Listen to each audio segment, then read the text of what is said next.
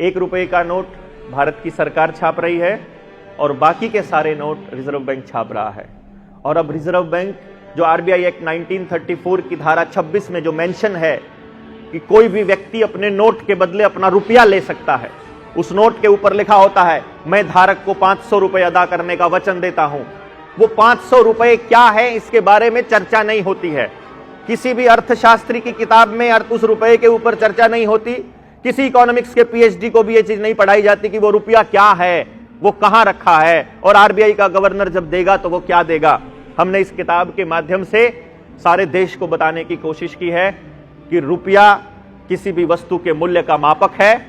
उसने इसका नाम, इस किताब का नाम ही रुपया मूल्य का मापक या शोषण का साधन रखा है कि रुपया किसी वस्तु के मूल्य का मापक है और मापक बिना मानक के नहीं हो सकता है।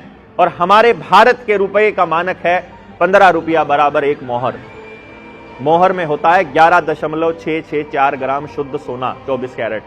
उसकी कीमत जब हम 15 से भाग देते हैं 1 मोहर के वजन को तो 1 रुपए की कीमत निकल कर आती है, यानी 1 रुपए का जो मानक निकल कर आता है वो है 777 मिलीग्राम शुद्ध सोना।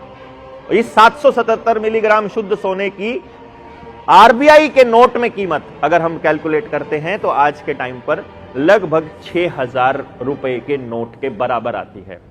यानी आप जब भी बैंकों में अपनी किस्तें जमा कराते हो और बैंकों से जब आप लोन लेते हो तो असल में आपके साथ, प्रत्येक व्यक्ति के साथ, देश के प्रत्येक व्यक्ति के साथ, इस बात को समझिएगा, यह सिर्फ इन लोगों के साथ नहीं है जिनका केस अभी कोर्ट में एक्सेप्ट किया गया है। यह बात देश के प्रत्येक नागरिक के साथ हो रही है कि हर ट्रांजैक्शन में आपके साथ 6000 गुना की ठगी होती है। जब भारत का आदमी रुपया कमाता है तो वो, जब आदमी कमाता है तो वो रुपए में कमाता है।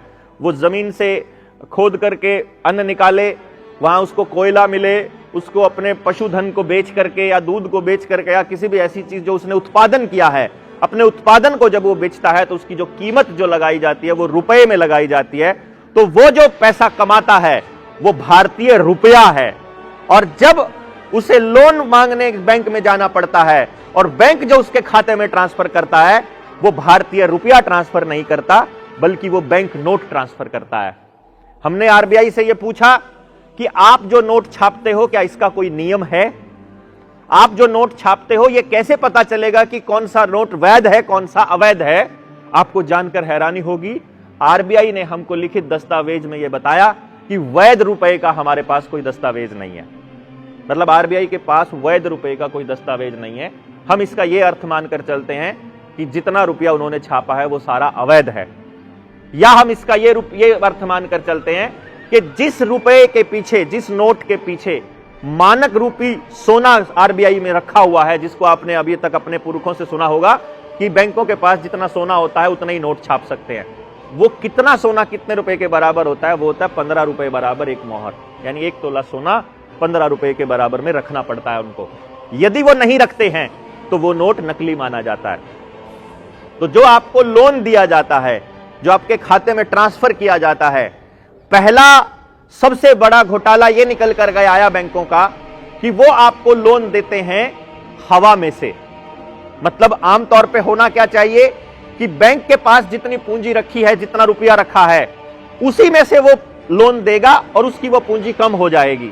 लेकिन असलियत में बैंक जो लोन देता है वो हवा में एक अकाउंट क्रिएट करता है जिसको वो क्रेडिट अकाउंट बनाता है। उस क्रेडिट अकाउंट में डिजिट लिखता है और वो डिजिट लिख करके फिर सेविंग अकाउंट में ट्रांसफर कर देता है। यानी आपको जो लोन दिया गया है वो पैसा कहीं पर है ही नहीं। और आरबीआई की गाइडलाइंस के अंदर, उनके नियमों के अंदर यह लिखा हुआ है कि यदि बैंक के पास 1000 करोड़ रुपया जमा है तो बैंक 10,000 करोड़ रुपए तक का लोन दे सकता है। जो रुपया बैंक के पास है ही नहीं वो लोन दिया कैसे? और उसकी बराबर में कोलेटरल रखा जाता है हमारे देश के नागरिक की पूंजी को, उसकी खेत की जमीन को, उसके घर की जमीन को या उसकी दूसरी पूंजियों को। यानी असली पूंजी को गिरवी रख के हवा में पैदा किए गए डिजिट के बदले में देश के लोगों का धन लूटा जा रहा है। क्योंकि जब देश के अंदर वो करेंसी ही नहीं होगी जितना उन्होंने लोन दे दिया है। आपको जानकर हैरानी होगी, आरबीआई ने अभी तक जो नोट छापे हैं वो 34 लाख करोड़ रुपए के नोट छापे हैं।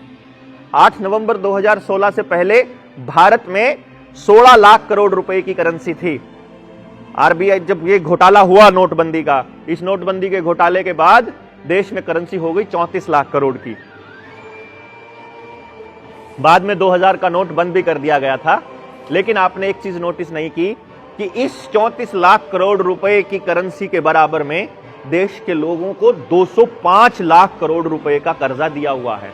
यानी अगर आज की सिचुएशन को भी एज इट इज रोक दिया जाए तो करीब करीब 80 लाख करोड़ रुपए के प्रॉपर्टी का नीलाम होना तय है, चाहे वो मकान, दुकान, ट्रैक्टर, गाड़ी, घर, कुछ भी है, वो सब नीलाम होना तय है। और ये लोन डे बाय डे और दिया जा रहा है। सेल्फ हेल्प ग्रुप के नाम पर घर की महिलाओं को लोन दिया जा रहा है। नई नई एप्लीकेशंस के जरिए आपको बिना मतलब के लोन दिए जा रहे हैं।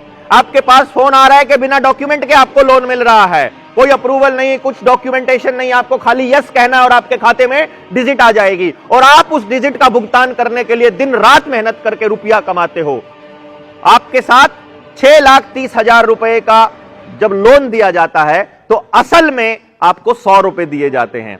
यानी आप 100 रुपए का भुगतान करने के लिए 6,30,000 रुपए का भुगतान करते हो।